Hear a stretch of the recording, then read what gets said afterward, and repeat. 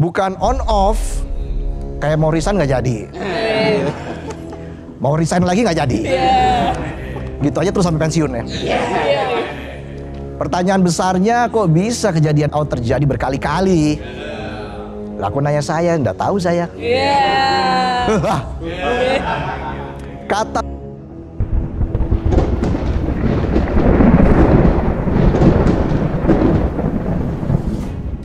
Assalamualaikum warahmatullahi wabarakatuh, Iwan Filah. Kembali kita akan mendengarkan atau melihat videonya dari presenter Metro TV, yaitu Valentinus Reza, di acara kontroversinya yaitu Midnight Live ya. Nah, di sini mereka akan memberikan informasi tentang beberapa hari yang lalu di mana terjadi blackout di Bali dan juga di Bekasi. Nah, di sini yang menariknya adalah walaupun memang yang blackout itu Bali dan juga Bekasi, namun yang di roasting tetap aja Hasan Nasbi. Hasan Nasbi ini yang kita tahu ya, kembali ke sidang kabinet Prabowo, di mana di sini Metro TV akan memberikan diksi atau roasting yang sangat menarik, walaupun cuma sebentar, namun langsung menusuk di hati gitu loh. Nah, bagaimana videonya, bagaimana menariknya dan lucunya, mari kita simak berikut ini. Selamat datang di berita yang selalu terang meskipun Bali dan Bekasi sempat gelap. Beneran mati listrik ini, bukan Indonesia gelap. Tenang aja, Indonesia itu besar, Indonesia kuat, Indonesia cerah. Coba aja bangun pagi, kalau nggak cerah berarti mendung. Kalau nggak mendung berarti cerah. Kalau hujan balik selimutan lagi. Bicara soal mati listrik, setelah pada 2024 Sumatera gelap, beberapa waktu lalu giliran Bali dan beberapa wilayah di Bekasi yang blackout alias gelap-gelapan. Tapi penonton jangan sampai punya hubungan gelap ya. Di rapat bahas kerjaan, di DM bahas staycation.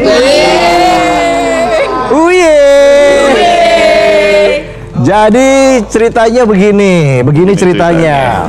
Di balik mati listrik massal terjadi pada 2 Mei kemarin, PLN bilang penyebabnya adalah gangguan transmisi 150 kV antara Pemaron Gilimanuk. Bahasa teknisnya kabel capek, pengen istirahat. Kabel aja istirahat. Penonton udah lembur nggak kayak kaya. Sama saya juga.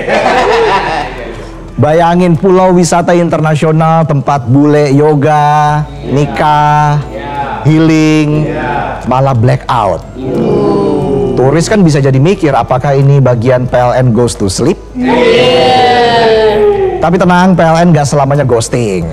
Setelah blackout selama kurang lebih 5 jam, sistem di Bali akhirnya berhasil dipulihkan 100%. PLN buktikan bahwa walau sering bikin gelap, mereka tetap bisa balikin kondisi. Kalau penonton saya yakin bisa balikin duit, bayar utang maksudnya. Besok utang lagi. PLN bilang kita kerahkan segala upaya. Warga pun bersyukur meskipun sempat panik karena kulkas mati, es batu cair, dan frozen food berubah jadi emotional damage. Plus macet di mana-mana. UIA, UIU, EO. Lanjut ke Bekasi, blackout juga terjadi beberapa wilayah. PLN bilang penyebabnya karena gangguan jaringan tegangan tinggi. Jadi yang tinggi-tinggi itu memang nyusahin rakyat ya. Harga tinggi, barang nggak kebeli. Tegangan tinggi bisa bikin listrik mati. Jabatan tinggi suka janji-janji bikin emosi. Tapi netizen Bekasi tetap positif thinking. Ibaratnya ini bentuk empati PLN buat yang punya hubungan gelap. Biar sama-sama gak ngeliat masa depan. Untuk urusan di beberapa wilayah di Bekasi, PLN lagi-lagi cepat tanggap. Kayak gebetan yang WA. Mama lagi di luar kota nih, kamu ke rumah ya. Pas sampai rumah ada bapaknya. Main catur. Kementerian SDM juga turun tangan. Katanya investigasi dulu. Padahal rakyat lebih butuh jaminan kapan lampu nyala terus. Bukan on off, kayak mau resign nggak jadi. Mau resign lagi nggak jadi. Gitu aja terus sampai pensiun ya. Pertanyaan besarnya, kok bisa kejadian blackout terjadi berkali-kali?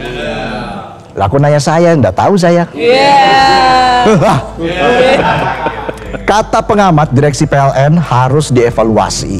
Sepakat, ingat rakyat nggak minta listrik gratis. Yang penting murah dan menyala terus. Menyala listrikku. Minimal kalau mati lampu atau kalau mau mati lampu gitu ya, kasih notif dulu biar nggak kaget. Senang nih penonton ya. Jadi terima kasih PLN sudah nyalain listrik lagi. Tapi tolong jangan sering-sering bikin rakyat gelap gulita. Bukannya takut hantu, rakyat cuma takut masa depan segelap mati lampu. Ya itulah tadi informasi yang disampaikan oleh Valentinus Reza melalui acaranya yang sekarang sedang viral di mana-mana ya, yaitu Midnight Live. Nah, pada tema kali ini adalah tentang blackout yang terjadi di Bali dan Bekasi.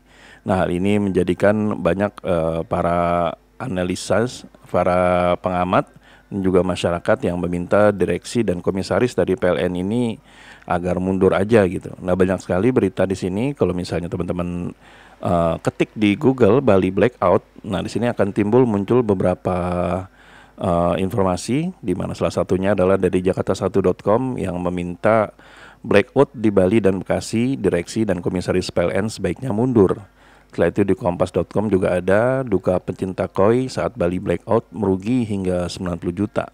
Dari Radar Bali juga terlihat di situ Bali blackout, lapor ikan koi dan ternak ayam mati. PLN wajib ganti kerugian. Nah, pada hari ini juga ada informasi dari IDN Times Bali. Bali pemadaman bergilir sejak jam 9 pagi. Ini daftarnya.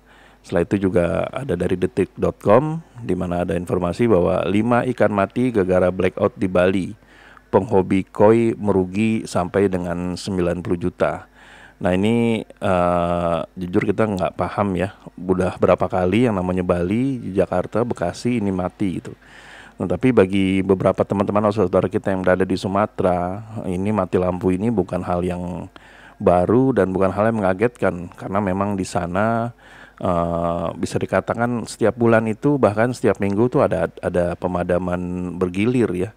Bahkan bukan hanya pemadaman, tapi ditambah juga dengan beberapa kali tiba-tiba mati lampu sampai dengan berjam-jam. Nah, ini Bali mungkin baru merasakan apa yang saudara kita rasakan di Sumatera. Namun tentu saja hal ini menjadi introspeksi bagi PLN, bagi mereka yang memang memiliki jabatan di tempat tersebut. Jadi wajar saja gitu kalau misalnya banyak sekali masyarakat dan para pengamat dan tokoh-tokoh yang meminta komisaris dan direksi dari PLN ini diganti atau bahkan sebaiknya mundur. Karena memang bisa dikatakan PLN ini ya cukup dalam tanda kutip kejam ya. Kalau misalnya ada token mati dalam beberapa waktu tidak diisi, maka akan mati lampunya gitu.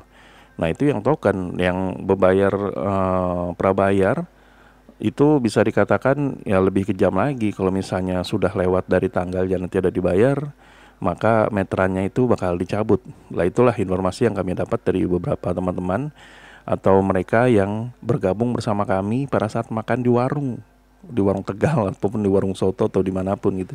Jadi PLN ini memang kerap kali menjadi bahan perbincangan kita semua. Nah, tim-tim kami memang sudah tersebar di beberapa tempat, salah satu di Sumatera dan juga di Jakarta. Dan memang kalau informasi yang kami dapat, Jakarta itu memang jarang sekali yang namanya mati lampu. Dan Bali ini baru kita dapat informasinya hari ini. Namun kalau di daerah-daerah seperti Sumatera, di daerah Medan, di daerah Sumatera, di daerah Lampung dan sebagainya, itu bisa dikatakan pemadaman listrik itu sesuatu yang bisa dikatakan mungkin rutin ya. Jadi bisa dikatakan kerugian yang tadi dikatakan di informasi tadi, pencinta atau pemelihara ikan koi sampai dengan 90 juta, yaitu memang sudah dialami juga oleh teman-teman yang lain. Jadi sangat mengenaskan dan mungkin ini baru di blow up, baru ramai karena memang yang terkena itu Bali. Bali itu bukan daerah sembarangan bagi Indonesia. Itulah tempat tujuan wisata internasional di mana semua tokoh-tokoh dan artis-artis dunia itu memilih Bali sebagai tempat untuk healing dan liburan.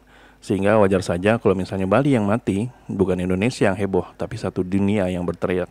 Jadi itu mungkin wajar saja kalau Bali blackout ini menjadi berita utama di media nasional kita ataupun di media swasta, bahkan salah satunya di Midnight Live ya. Jadi bisa dikatakan pemilihan tema Bali Blackout ini untuk Midnight Live sangat baik sekali. Namun yang menariknya balik itu semua, Bali yang mati, Bekasi yang blackout, tapi tetap saja yang di roasting Hasan Nasbi. Karena seperti yang kita tahu, Hasan Nasbi itu beberapa hari yang lalu itu sempat beredar video di mana-mana yang menyatakan dia akan mengundurkan diri. Namun baru kemarin tiba-tiba hadir di sidang kabinet. Jadi wajar saja kalau Hasan Nasbi itu udah roasting gitu. Ya mungkin selama ini kalau misalnya Hasan Nasbi sebelum bergabung bersama Prabowo suka ngerosting Prabowo, ya sekarang di roasting ya sabar-sabar aja lah, jangan mengambek dan juga marah gitu loh. Karena memang ya seperti itulah masyarakat Indonesia saat ini, bisa dikatakan terpecah dan menjadi terbagi dua ya semenjak 2014 itu, mulai dari cebong dan kampret ya semuanya jadi terpecah. Dan ya semoga saja itu tidak lama-lama lah, semoga Prabowo berapa bulan ke depan bisa menyatukan kita semua kembali. Jadi sampai di sini dulu Eden Project. Bila memang kami ada salah kata atau salah data, kami mohon maaf. Wabillahi taufiq wal hidayah. Wassalamualaikum warahmatullahi wabarakatuh.